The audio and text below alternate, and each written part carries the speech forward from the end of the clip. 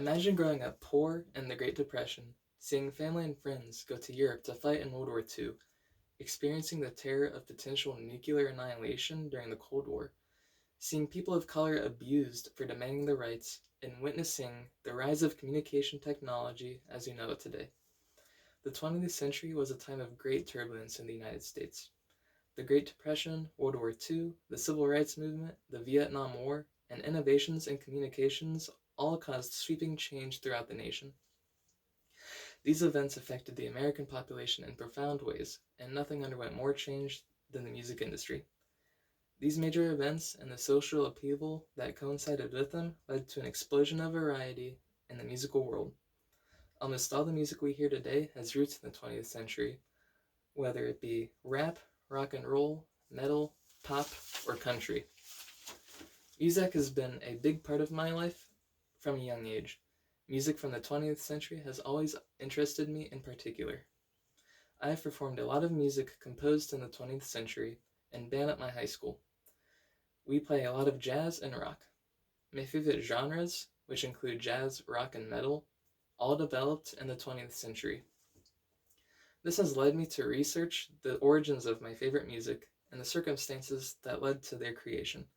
The way music has changed so much is fascinating.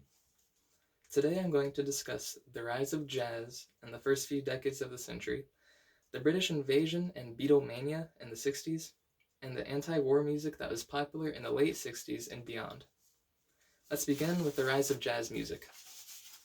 Jazz first developed in urban African American communities like New Orleans, New York City, and Chicago around the turn of the century.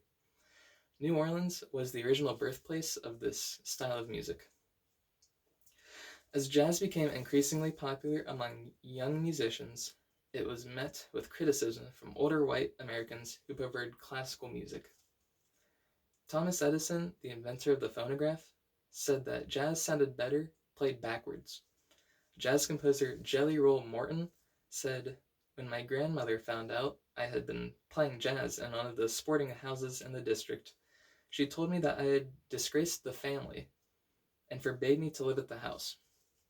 Morton's story shows how controversial the genre was. In the 20s, jazz became known as the devil's music among the older generation for two reasons. The first is that racism was rampant in this time in America, and jazz music was seen as immoral because of its African American roots. The second reason is that when Prohibition began, jazz was often played at illegal, gangster run nightclubs that sold alcohol. An article by Greg Miller on National Geographic shows that Harlem in New York City was famous for being a hub for these illegal clubs, like the Cotton Club and the Savoy Ballroom. Despite these harsh criticisms, jazz eventually became mainstream for all Americans and would become the most popular genre for years. It provided a way for African American performers to achieve fame, the first time that fame was possible for them. When the Great Depression hit, people enjoyed listening to jazz music from performers like Louis Armstrong and jazz composers like Glenn Miller and Duke Ellington. Jazz remained popular past the end of World War II. Now that we know about the rise of jazz, let's look at another major musical event, the British invasion.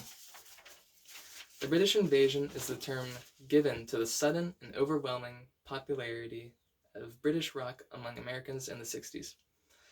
The British invasion began in 1964 when the Beatles' song, "I Want to Hold Your Hand," was played over America radio. The song immediately was a hit, and interest in the Beatles spiked.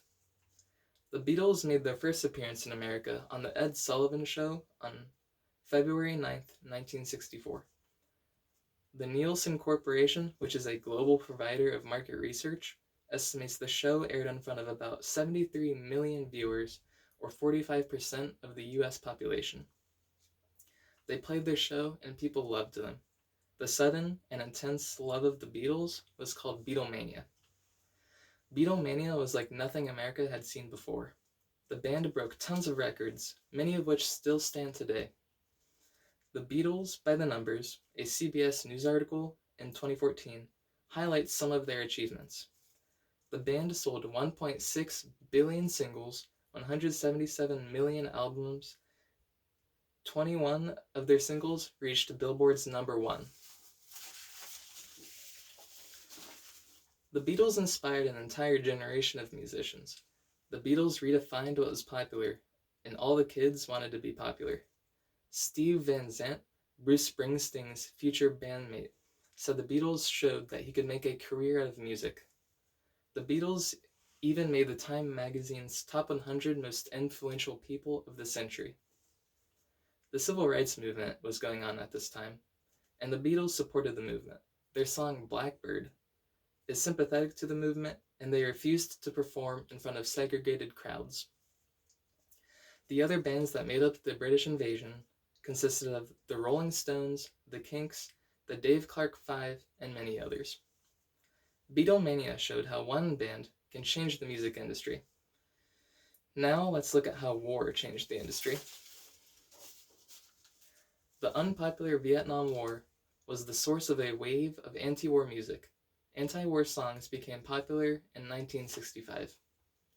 Phil Ochs and Tom Paxton were both extremely popular anti-war songwriters at this time. The metal genre was beginning to form during the late 60s and early 70s, and heavy metal protest songs were released, like the 1970 song War Pigs by Black Sabbath. More metal war protest songs were made in the following decades, like One by Metallica, which is about a combat veteran who could not see, hear, or talk after his service, and Dalton Trumbo's novel Johnny Got His Gun.